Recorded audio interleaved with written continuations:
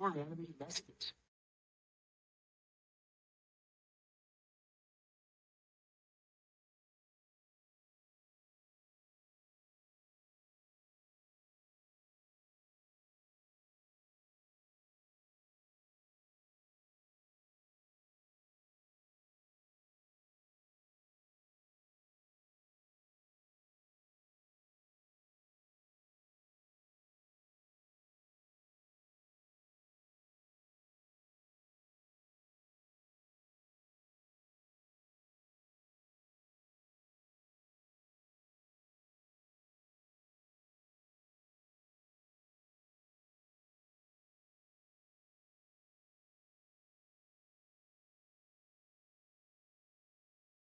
Fly Shields, Fly Nation. What's up? Defenders beat that team from Seattle, handle business, getting the dub 28-22. And we're reporting on it from across the country from each other at 6:30 in the morning. And there's not many people I would get up this early for on a weekend, except for the two Jordans in my life, Jordan Holbert and Jordan Tam. Hey, Amu, baby. And of course, Fly Shields, Fly Nation. Yes, and Fly Shields, Fly Nation. Yes. Shout out to the Shield. Little sneak peek here. We will be progressing toward getting an intro song, so we have that to look forward to. I didn't know you were going to make the announcement so early. I can't wait to hear it. And there's like lore behind the two. You guys will enjoy it. Why don't we tell the people, Jay, where you're at, what you're doing? Man, I've been all over the Midwest. Spent some time in Toledo, Ohio. Got to go see Toledo's football spring game. Got to go to Eastern Michigan right after. Had no idea how many schools are right here in the Northeast Ohio, Michigan, 35 to an hour minute drive. Got to see Eastern Michigan yesterday. They just announced they're going to have a Division I flag football team, but we were hanging out with the football staff. Max Crosby's an alum. Charlie Batch is an alum. I wonder if we have any DC defenders who are alum of the old Eastern Michigan Eagles. But today, my 5v5 team is going to be competing here in Detroit. So Detroit for a few more hours, and then the long trip back to Philly this afternoon into the evening. So whole bunch of football for me on this side of the pod. And you had a football experience yourself. I had some football on my end. Coach Jay doing the good work, bringing some kids out to see some collegiate football, Division I football, having core memories, core experiences. I went down for my annual trip to Audi Field, stayed with one of my best friends on this planet, number 50 Dickinson Red Devil, Pat Schlecker. He and his wife Carrie hosted me. We had an excellent time, and they were really helpful in helping me pass out approximately 520 stickers. Shout out Katie, Peter, Bill, helping me sling those stickers for the brand. Thank you guys, Defenders Nation, for being welcoming of me, and hopefully we get some more listeners out of this. But the Defenders fan base is just really welcoming, really prideful. The fan section at Audi was rocking, and even though it was kind of a comfortable game until it wasn't at the end, and we'll get to that. Of course, there were some fireworks at the end, and Yo, these new scoring rules though, right? The 4 point field goal, the 3 point after attempt. No lead is like as comfortable as you would think in traditional football. no, Those extra points that you can find, that you can close the gap a lot faster. no, I'm with you. And so I'm looking and I'm like trying to do the mental math because my mental math changes from being a It high school does. coach, from being a Eagles fan, from being just a regular football fan. My mental math changes. I'm like, is it one score game, two score game? What do we got going on here? But all right, let's get into the agenda. And for you new listeners out here, how we do things here, we start off with the opening drive. We head into the Red Eye sponsored by Together Skateboarding and Coffee. Then we review the game in the film room. We talk about our lemon of the game, something that left a sour taste in our mouth. Then we head into the look ahead, scouting report for next week, which will be on the Birmingham Stallions. And then lastly, the final whistle, or as Coach Jay calls it, the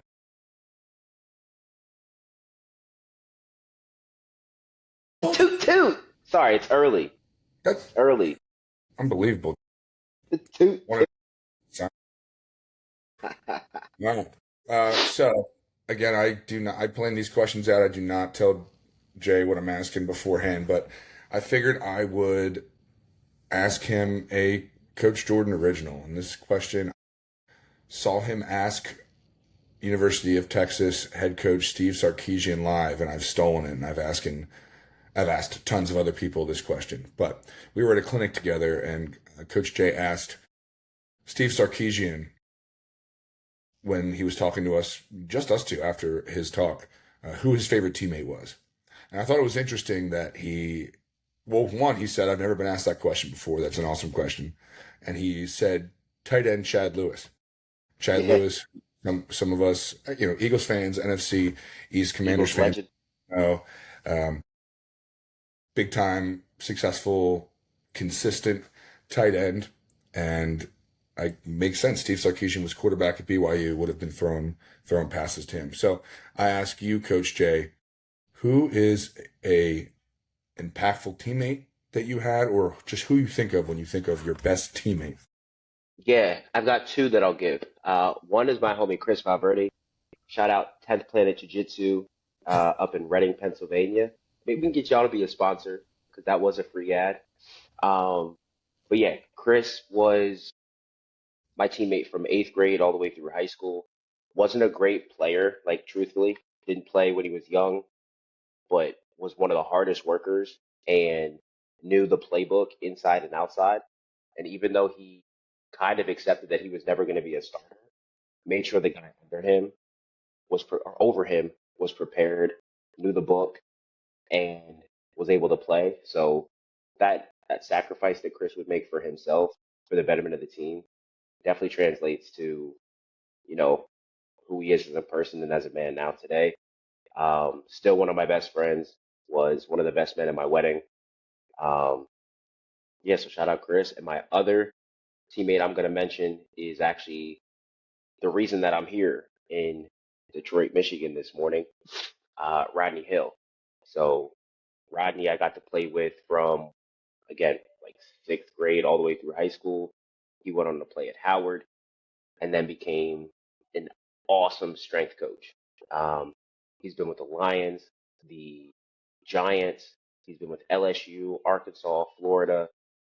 I know Mercer, Howard, Penn State, probably leaving out a school or two here or there. But he is now with Eastern Tennessee State. Um, yeah, those are two of my best teammates, man. Just the work that they put in, the sacrifices they made for the betterment of the team. Love those two.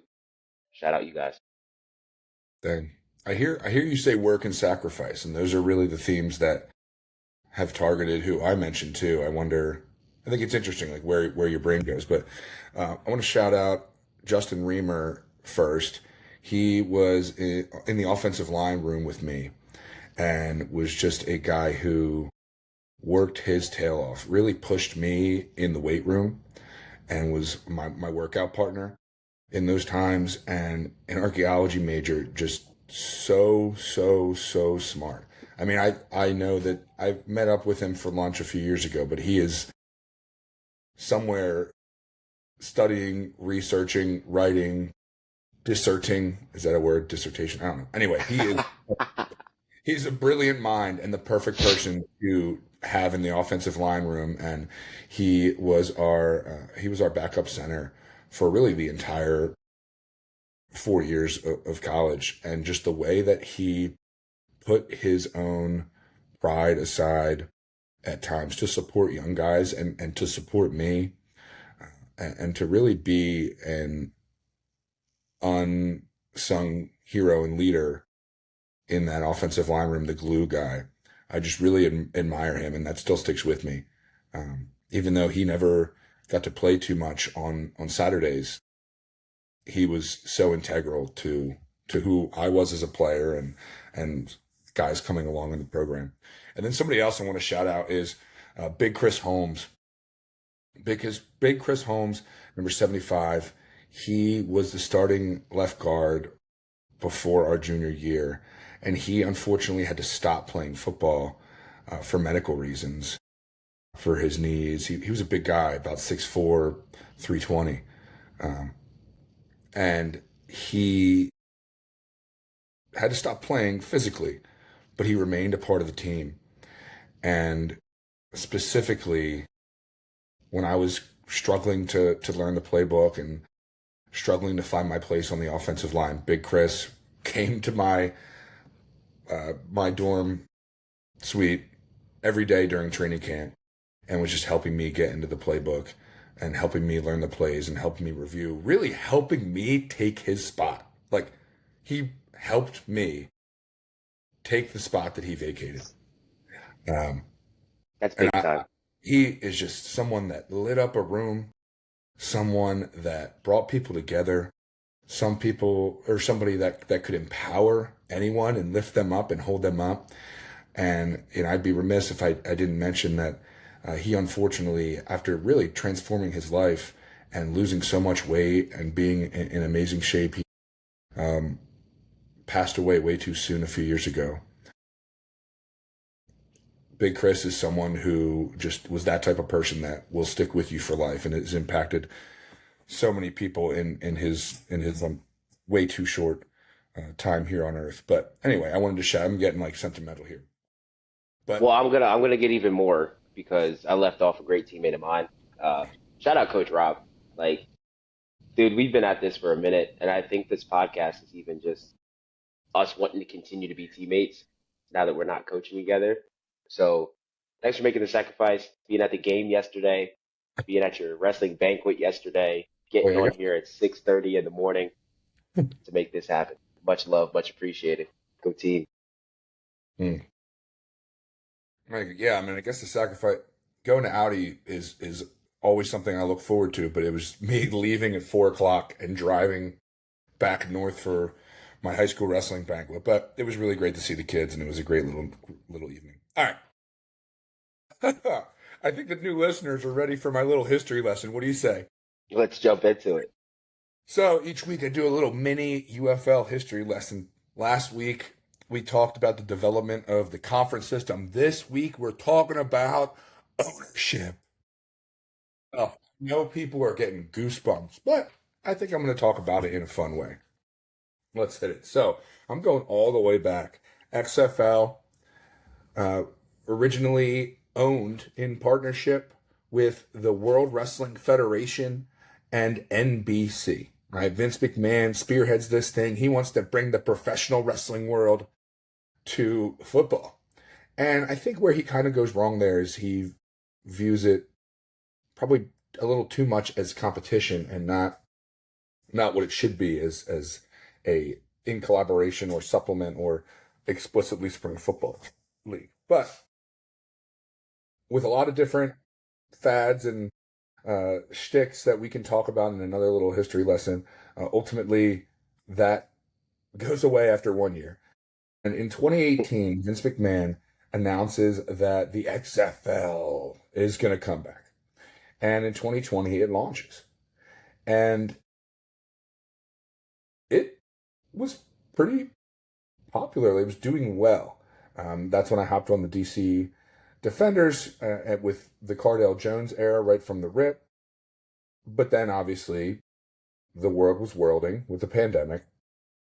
And in August 2020, Vince McMahon sells the XFL for $15 million to Dwayne The Rock Johnson, Danny Garcia, and Redbird Capital, led by Jerry Cardinale. So we got Dwayne The Rock Johnson, his ex-wife, but long-standing business partner, Danny Garcia, and Redbird Capital, led by a man named Jerry Cardinale.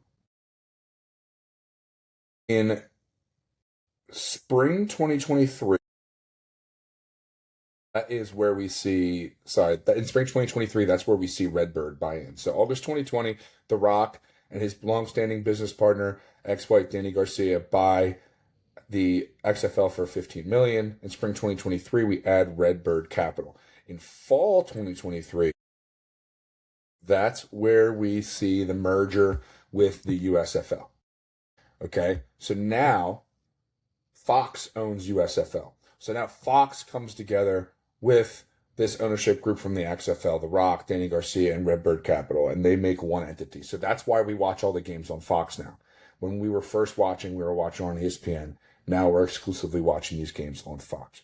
Now, what gets interesting here is in 2025, we have another major investor. Now, a few minor investors have come in along the way, but now we have Mike Repoli from Impact Capital. And some of you new listeners might have seen him lately. He's been traveling around the different UFL site locations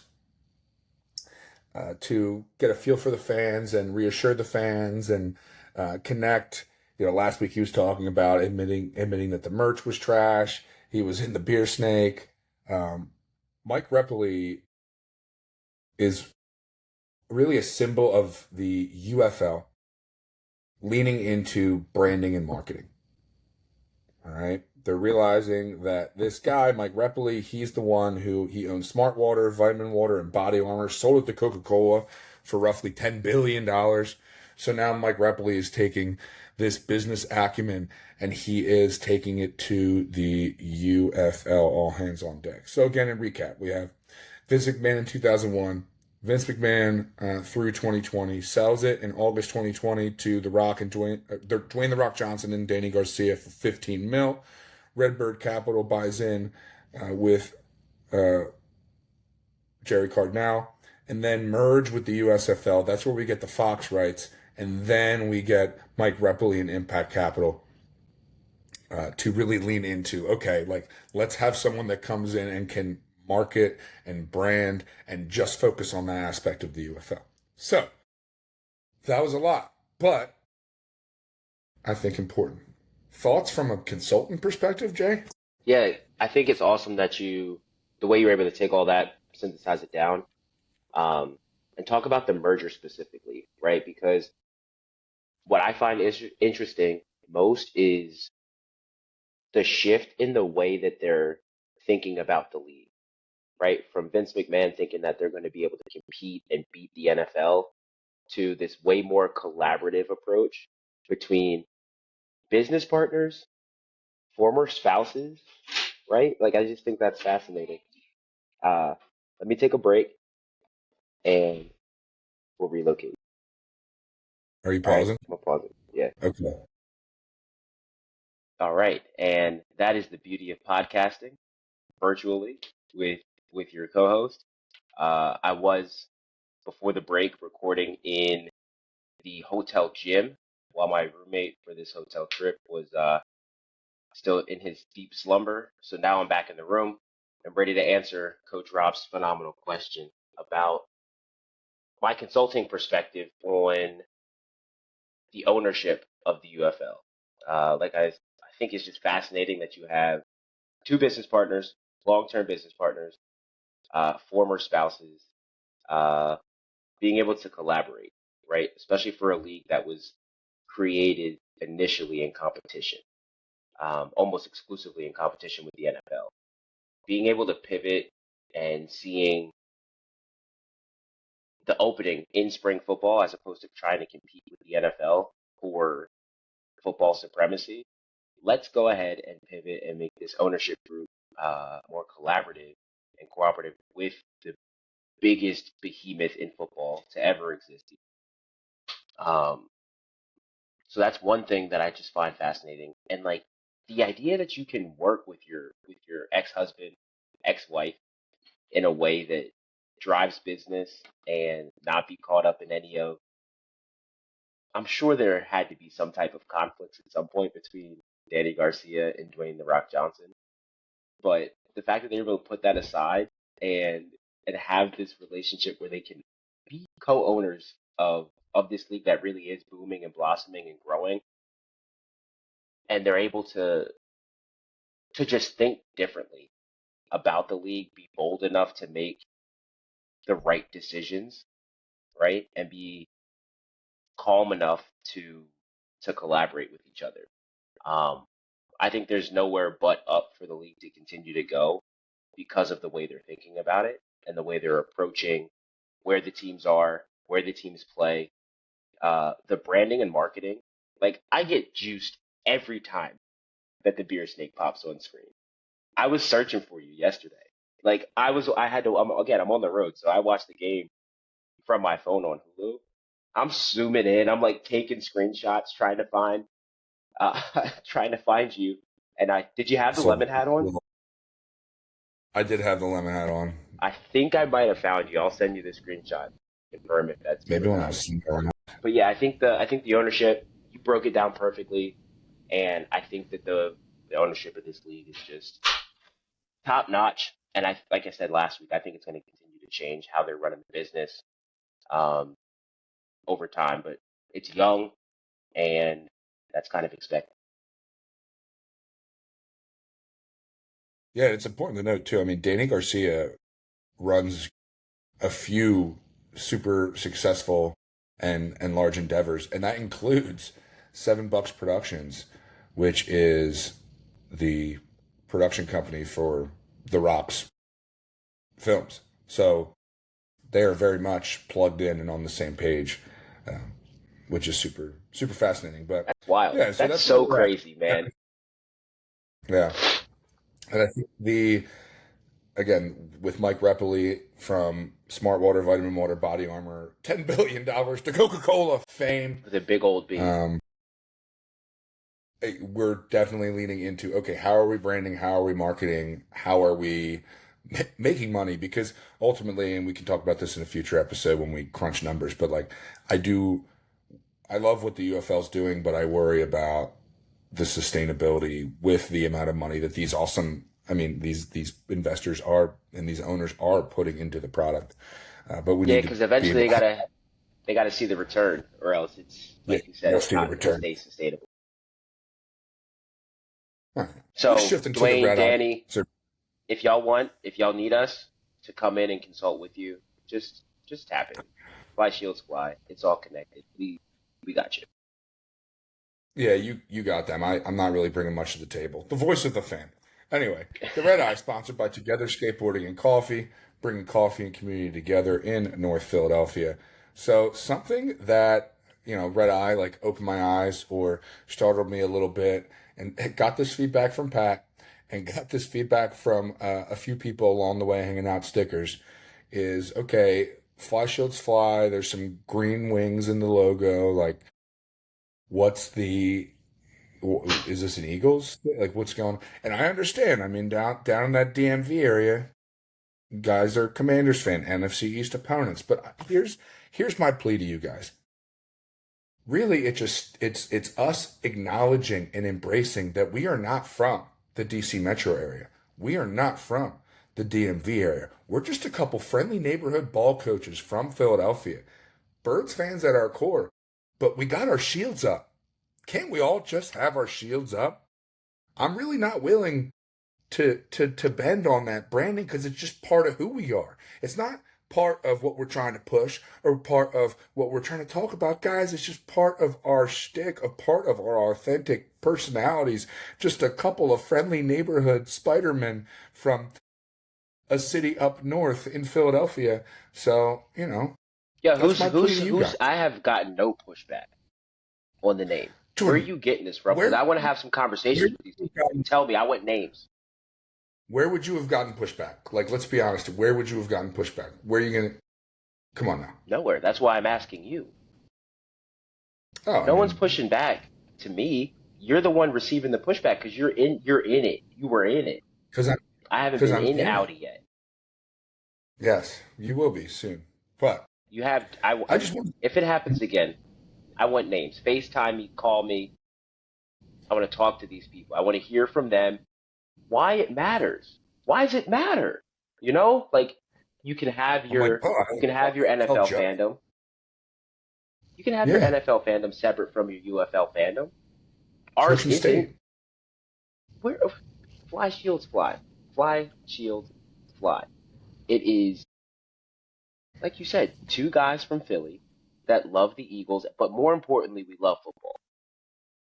Bringing our Yeah. expertise, our knowledge, and our fandom to the DC Defenders football fandom. No one else is doing it. So if someone else wants to step up and compete with Fly Shields Fly, go for it. For it. However, until that happens, Or not. we've Or just not. gotta all get along, like Coach Rob said. Let's all just get along to get along and root for the defenders and keep those shields flying high. I'm just proud to be a part of the Shields Up community and hoping we're, making some stuff for us all to enjoy, All right. That's all. Just wanted to get that Can out we get there. into the Are you, game? The one thing we did all definitely enjoy beating yeah, the film the room? St. Louis, the Seattle Blackhawks. You want to head to the film room? Let's do it. Come on in. Let's head to the film room. So I have 3.5 takeaways, and the half takeaway is defense, and it's going to lead. I'm going to, let you take over from there. Um, the question coming into the game was, what is Fred Keiss, our boy Fred, Coach Keiss, going to do about defensive coordinator Corey Shamblin? Specifically, what are we going to do to accommodate for Pita Temupenu, defensive end number 7 for those Seattle Blackhawks? Again, new listeners, we will not say the name of our rival from the original Northern Conference in the XFL. We will not say their name. They are those who shall not be named. So we refer to the Cacaw, whatever nation, as the Seattle Blackhawks, that team from Seattle. Anyway, what is Keiss going to do, Coach Keiss going to do about Pita Temupenu? Well, my assessment of that is that we got the ball out of Jordan Ta'amu's hands quicker. We invested in the medium passing game. 4, 5, 6, 7, 8 yard passes. Cornell Powell, Ty Scott, Braylon Sanders, and specifically really a coming out party today or yesterday for Kiki QT. Jordan was slinging it. The receivers were making great plays, and we were just getting chunks of yardage from this medium passing game, but getting the ball out quick enough to neutralize Pita Temupenu's impact. And I was really locked in on him, 7, Pita Temupenu, the whole time. And we were doing a good job of double teaming him. We didn't really do a good job of running the ball, but when we did, he was struggling to play the run. And then one thing I did want to add to that medium passing game, really another thing that opened up avenues for the defenders, is Jordan being able to scramble when he needed to. He had over 60 yards on the ground, and that was the leading rusher for us. So it was really opportune for him and opened up some good avenues for us to continue to succeed. And then I got to shout out Money Matt. I'm going to call him Mr. 604, Mr. Worldwide. Get it, Mr. 604, 60-yard field goal, 60-yard 4-point field goal. Get it? Okay. Anyway, Mr. 604, Money Matt McCrane, 4 for 4 from field goal with a 56-yard long. And he's just so consistent. He's just on point right now. And we are leaning on him because we were struggling to finish. But he ultimately has 4 field goals that's able to give us the distance. Okay, so those are my 3 points. My half point.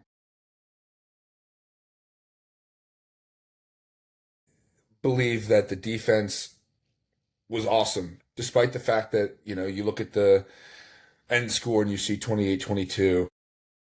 It really broke down. It was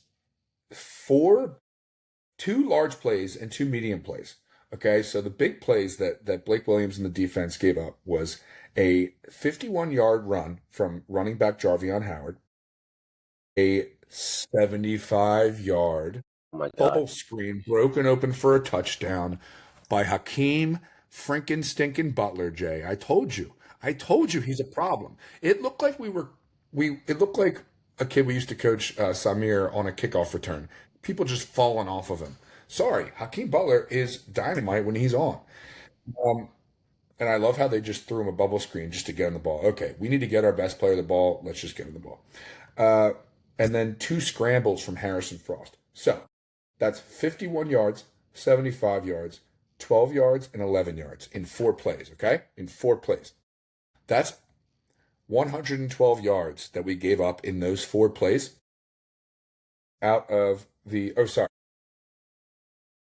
my math is wrong. Remember, guys, I'm a history teacher. So if you look at the end box score, let me do the math this way.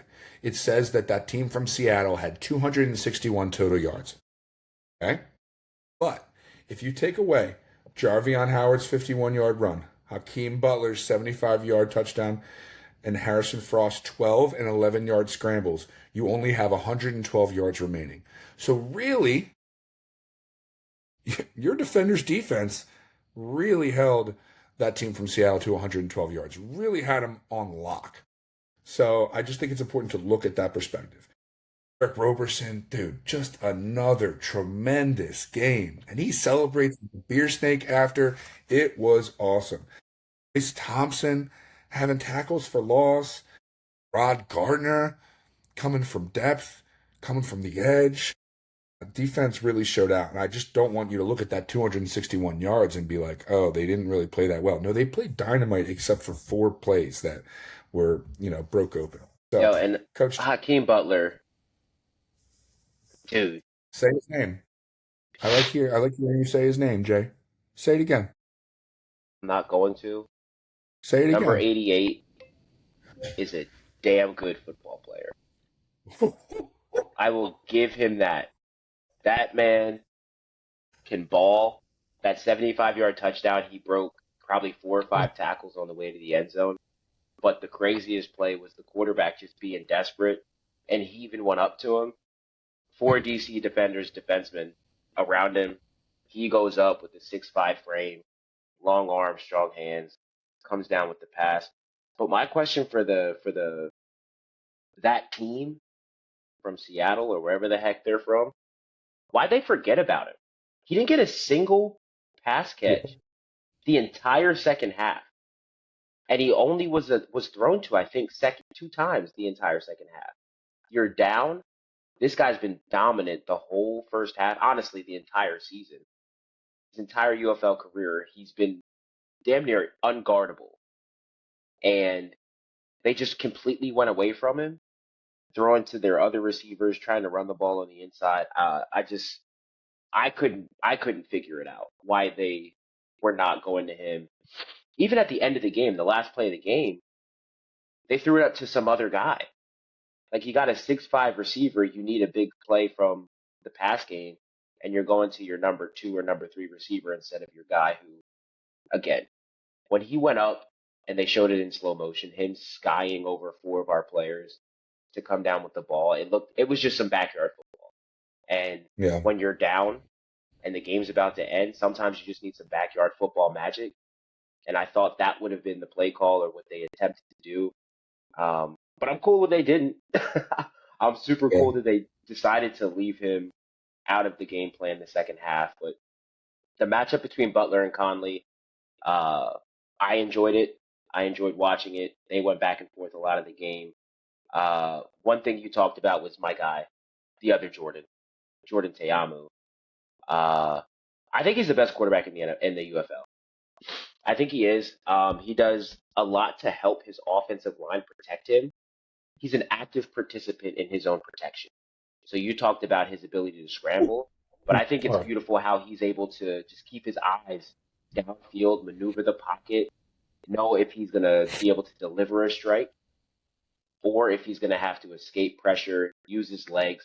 And he's big, right? He's a big, tall guy, but he's stronger and more athletic than I was giving him credit for. I think he had 60 yards total on the ground.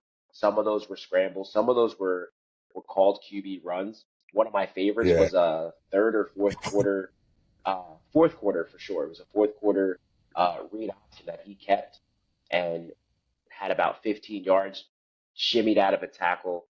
I really do think he's the best quarterback. I'd say by a lot in the UFL. Agree to disagree? What are your thoughts on that? Yeah, I do agree with that. I do also struggle with seeing him. I don't I don't think he's an RPO option quarterback. But he And has it I when he get needs it. I get frustrated when I see Coach Keiss dialed up sometimes, and then he just like gets walloped and gets 1 or 2 yards. But you're Yeah, right. Like I do forget he is more athletic than we give him credit for. If he escapes the pocket or he has a little bit of space to get grooving, then he's moving.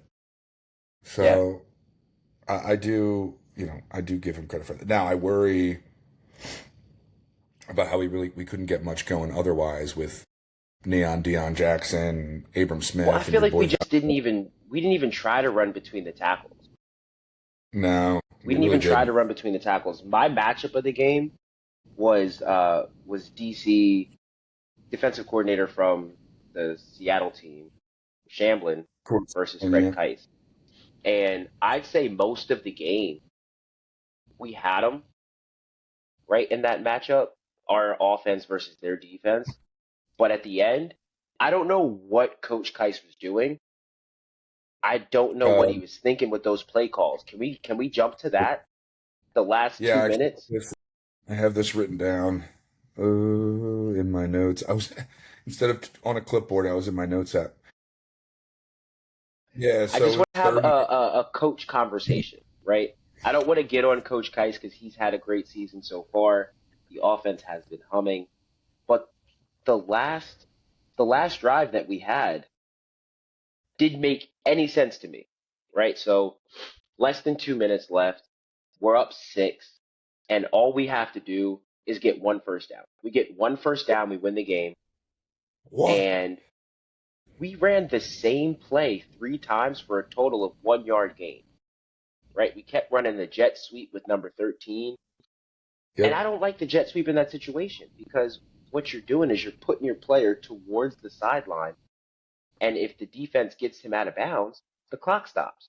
We want that clock moving, or we want the opponent to have to call their timeouts, and neither one of those happened.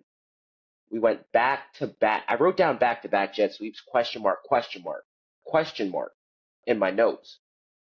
And then we ran another jet sweep. So it was back to back to back jet Yeah. sweeps. The first one gained 5 yards, but again, went out of bounds. The next two lost yards. And then we had to punt the ball back and bank on the defense. And thank goodness the defense was able to bail us out. Or else I think we would have had to start this show with a conversation about, what are we doing in those last 2 minutes with that offense? But rest of the game was really solid. Rest of the season has been pretty solid, and we didn't establish any type of inside run game yesterday. So I understand, Coach Keiss. I Yeah. understand. I know play calling is hard.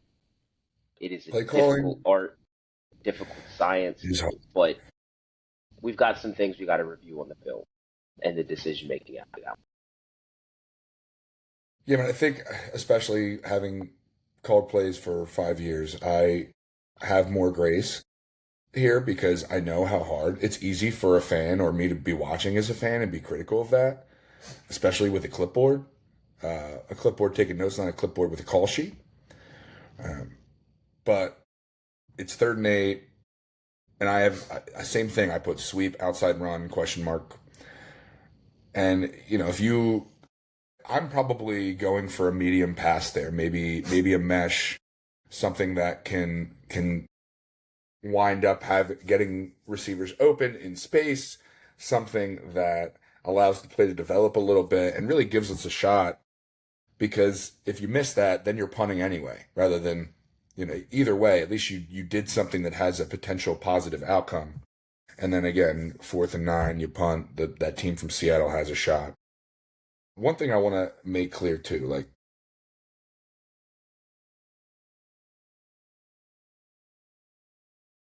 you mentioned Jordan Ta'amu is the best quarterback in the UFL, and I agree.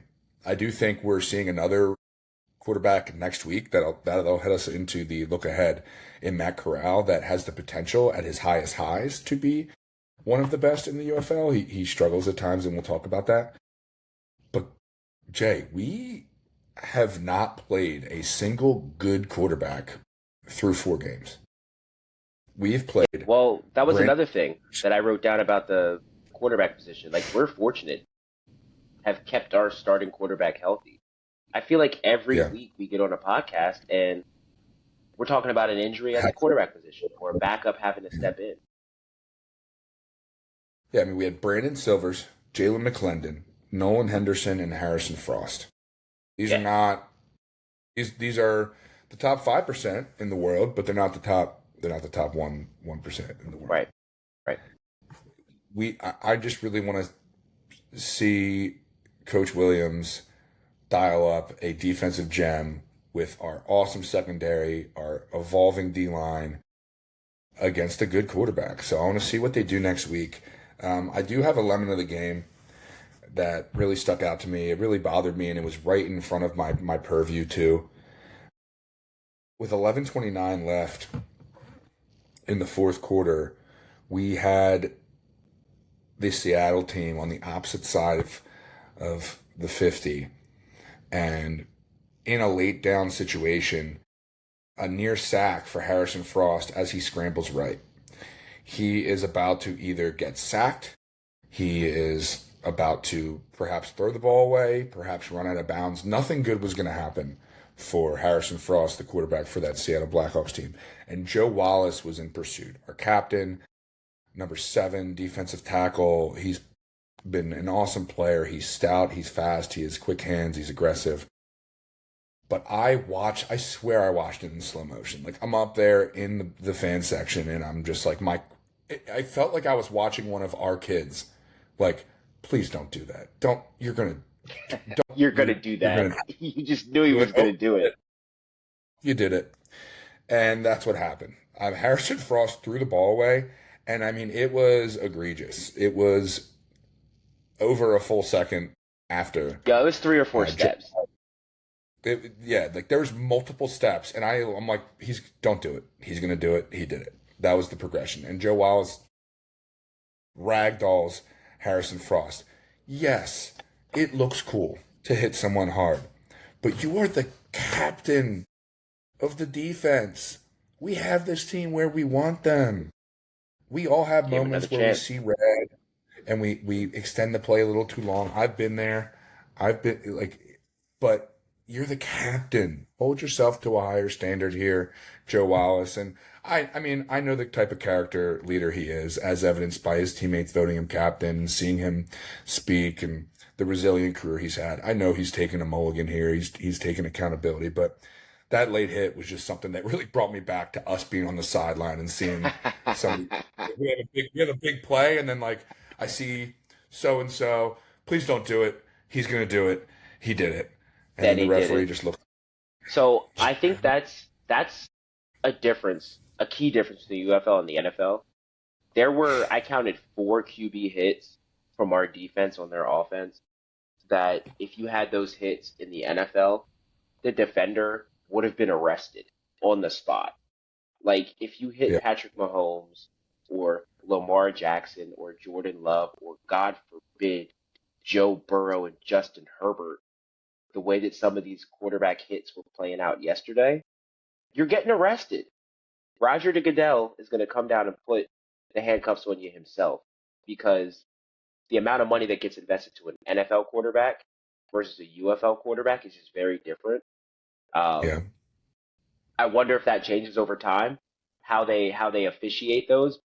The one that you're talking about, the one that actually got called as a penalty, was so blatant, so egregious that it actually got called. The other 3 didn't. yeah. You're actually still Me too. able to sack a quarterback and take him to the ground without having to caress him and lay a pillow down under his head and tuck him in gently before you sack him. Uh, there were some Well, hits on the quarterback's legs. There were the hit where you land on top of the quarterback.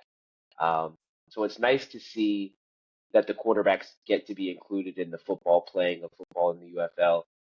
But Joe, you can't take 3 or 4 extra steps before you lay into a yeah. guy because that Where one else we all? that one was crazy.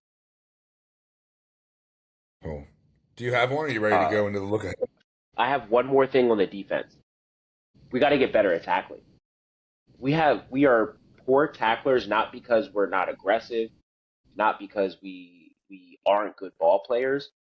We're poor tacklers because we're uncontrolled in our violence. We're just trying to go for big hits instead of good form tackling. That's what happened on the Hakeem Butler 75-yard touchdown. Uh, there were some runs up the middle. The 51-yarder, right? We got a hit, we got a shoulder on the running back, but we didn't take him to the ground because we're just trying to have a boomstick as opposed to an efficient tackle. So I think some of the yardage that we gave up, some of the big plays we gave up they became explosives.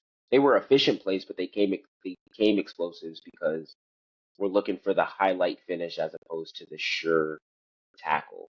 So defenders get into practice, work on getting that shoulder on the offensive player's hip, wrap up and finish the play as opposed to trying to make the highlight finish. Because if you miss that highlight finish, they're going the other way. A big hit where they don't go to the ground doesn't do anything for us. So let's make sure we get these guys on the ground. Other than that, like you said earlier, defense played a great game. Defense bailed out the offense at the end just to lock that down. Shout out to Sam Kidd with the game-ending Captain Kidd, baby. interception. Great read, way to be an athlete. Um, Proud of him for overcoming the injuries in his career and staying on the field this season and coming up big for us. Yeah, but my lemon of the game was just the poor tackling. We got to get better at that. We won, so lemons to lemonade again, but that might bite us in the butt at some. And which leads us into our next topic, our look ahead, our scouting report for next week against the Birmingham Stallions. They are a really interesting team. They are now 1-3. They got shut out last night by the Orlando Storm, I believe, and they're a tough team. Orlando Storm. They're first place currently. We are now tied for second right now in the standings. But I don't want us to take this Birmingham Stallions team lightly. I think they're a super fascinating team and pose interesting threats. So I have three threats and a story. Three threats and a story. So I'll go through here. One, I mentioned earlier, we have not played very good quarterbacks. We just haven't. I mean, guys that I've never heard of, and I've had to do some deep digging on. Matt Corral, he was an Ole Miss product, seventh in the Heisman voting in 2021. Really touted prospect. He ended up being drafted in the third round by the Panthers. Didn't work out for him there. Goes to the Patriots. Ends up just walking off. This is someone who had a bit of a controversial path to the draft, particularly in how insiders and reporters were covering his personal issues and his mental health issues. Ultimately, I'm just really happy to see him playing, to be playing high level football, and he's still at his highest highs. Is a really capable quarterback. Has a rocket arm. He's not stiff. He's in the pocket. He's mobile, but can throw it everywhere on the field. So Matt Corral as quarterback is a threat this week, and this strength aligns with that wide receiver room is dynamite for the Stallions. I'm going to credit a video from a UFL insider named Adam Brenneman. I watched a reel. He talked about the big three in the Stallions receiver room, and it led me down a rabbit hole for more. So in there you have John Ross, fame from having Former NFL, Washington, right? Yes, Washington. 4-2, 4-2-2. 4-2-2 until Xavier Worthy beat it with a 4-2-1. So you have John Ross, of originally being the fastest football person ever for a while. Had a couple good years, but really didn't make a path for himself. And then you have Laviska Shenault, who was a Colorado Swiss Army knife. And then he was a legit pro for the Jaguars. Had a couple monster seasons, legitimate seasons. And then Justin Ross, who's a big-bodied receiver from Clemson, who most famous for having a really electric national championship game. He had over 150 yards. But two people I want to add to that mix, connected to John Ross, is Jaden Mickens. And what I think is cool about that, when John Ross and Jaden Mickens were teammates at Washington, it was like right in that Seahawks era. So their nickname was the Legion of Zoom, Hmm. because the I two of them like that. were so fast and big play explosive. And then also Deion Kane, another big bodied receiver, also from Clemson. They Justin Ross and Deion Kane did not overlap per se, but both Clemson products. So you have five dangerous receivers that might be number one or number two options on other A UFL. lot of other teams. So that receiver room is a threat to me. Lastly, and I think this is our biggest threat, and I'm super interested in this because I don't know if we face this exact threat yet. And you're going to love this, Jay. The linebackers for the Birmingham Stallions. The Mike linebacker is Kiava Tizinu, who is a linebacker from San Diego State, and he has a really interesting football ref page. He was just a production machine, tackles for loss, forced fumbles, interceptions, and wasn't able to find his way on an NFL roster, but has found himself as a stout, strong, smart, smooth middle linebacker in the UFL, calling the shots. And then their will linebacker is a guy named Tay Crowder. And I would argue that he might be one of the premier defensive players in the entire UFL. And it's funny you made that face because like I made that face too, and I realized that I recognized him because this guy, and I went down the rabbit hole here. Tate Crowder, when he was drafted with the 255th pick in the NFL draft by the New York Giants. He was Mr. Irrelevant. Wow. He's billed as one of the Mr. Irrelevant success stories. For those of you that don't know, there's this big shtick in the NFL draft.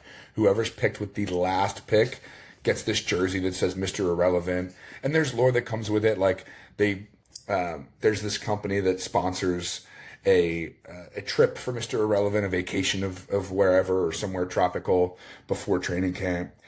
But Tate Crowder went from Mr. Irrelevant to a really strong 3-year starter for the New York Giants, and that's why we knew.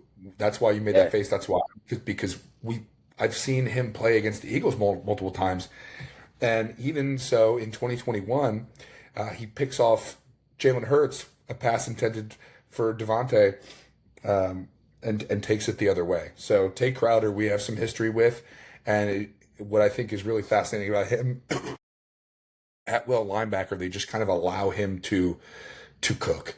I mean, there are times where he blitzes. There are times where he can assess and fill the gaps. There are times where he's just spying the quarterback, where he's just following the eyes and being that medium level threat to just follow the eyes of the quarterback.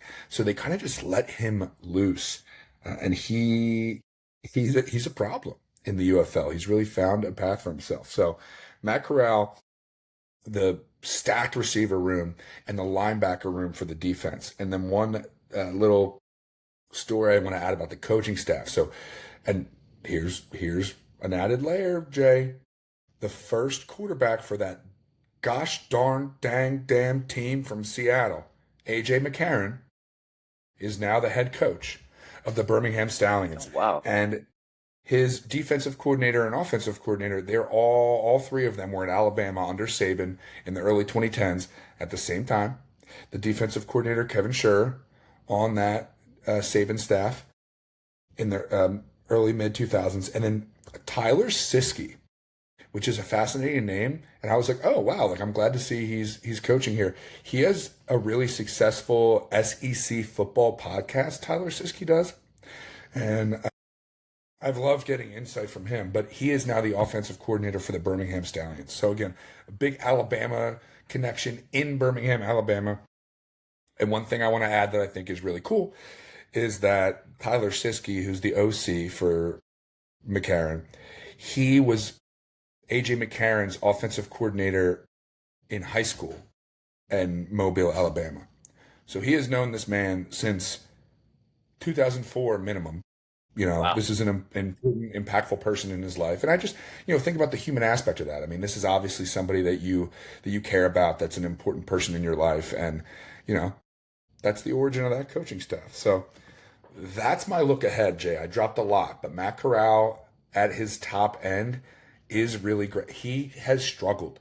This is also an opportunity. Only threw for 80 passing yards yesterday. He struggled Whew. yesterday. AJ McCarron made some questionable comments on the sideline, which a lot of reporters did not appreciate. A lot of personalities did not appreciate that you put your players on the spot like that. Um, the key here is just to get after Matt Corral. If you can frustrate him, if Derek Roberson can get to him, if Conley and DeAndre Baker and these guys can, what's our boy's name? Bryce Thompson can lock down. Gabe Taylor can lock down. Then Matt Corral's going to get frustrated, and we'll probably see a lot of the same as far as the scales tip toward us when the frustration gets the best of him. But not a team to take lightly. You left out one player that I want to talk about. Their tight end, Jordan Thomas. Uh, Decent ball Love the Jordan. player. Was on a NFL roster last year for a little while. He actually, funny story, Mars. You know my parents, right? They are fitness freaks, both 60 plus, both still heavy in the gym, and they actually train at the same place and often at the same time as Jordan Thomas when he's not in season. So their trainer, John Schaefer, also has trained LaShawn McCoy, uh, Alex Anzalone, um, speed skater extraordinaire Apollo Ono, uh, Okay. won 4 Olympic golds, and also Jordan Thomas, tight end for the Birmingham Stallions. So I have this joke. It's a little self-deprecating. One of the only times I've ever been that. I say that Jordan Thomas is my parents' favorite Jordan. Um, so good luck to him. I hope he does well, and I hope the Birmingham Stallions get pooped on, but I hope he does well. That's fair. There's that Yeah, personal connection there. yeah. But But I think we go in, we handle business. I'm calling for Conley to have at least one interception. I think number 50. oh, Remind me good number call. fifty's name on our defensive line. Derek Roberson, dude, he's so Yeah, good. he's very good. I'm calling 2 sacks for him. And I also think he may be the heel of the UFL. I think he might be building a little villain story. For those who Ooh, don't know, there's ties to the WWE, WWF, Wrestling Federation, and they have a history of having heels, people who start off as heroes, become like a beloved villain. I think that Roberson has that in him. I think he plays mean, he plays nasty, and he's a defensive lineman, so that's a perfect spot to be that heel type of personality on the field. Um, yeah, big game, 2 sacks for him, calling it. all right.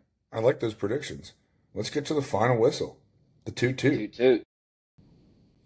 My final whistle is something I hope you can resonate with.